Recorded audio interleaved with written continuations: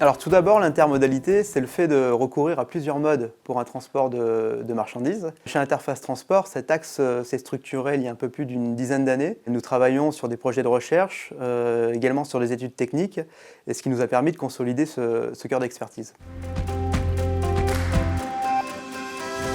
Alors nous travaillons pour des acteurs publics et privés, des transporteurs, des chargeurs, des collectivités, des gestionnaires d'infrastructures ou d'équipements, dans la réalisation d'études techniques.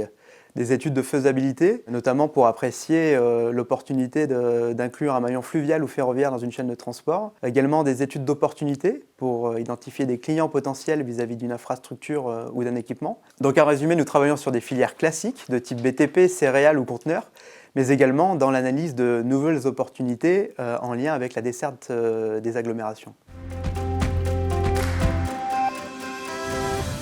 Alors on le voit, de plus en plus d'entreprises réfléchissent à de nouvelles manières de revoir leur organisation, dans un contexte à la fois d'éloignement du foncier logistique en périphérie des grandes villes, mais aussi avec la généralisation de zones à faible émission partout sur le territoire, qui vont restreindre progressivement l'accès des véhicules les plus polluants. Dans ce contexte, la volonté politique et l'anticipation seront stratégiques, puisque le recours à du transport massifié suppose que l'on puisse répondre à des besoins élémentaires, notamment du foncier sur des emprises stratégiques, qui soient embranchées fer ou fleuve, et qui puissent permettre d'assurer une rupture de charge de la manière la plus fluide possible, et je dirais dans des conditions économiques acceptables.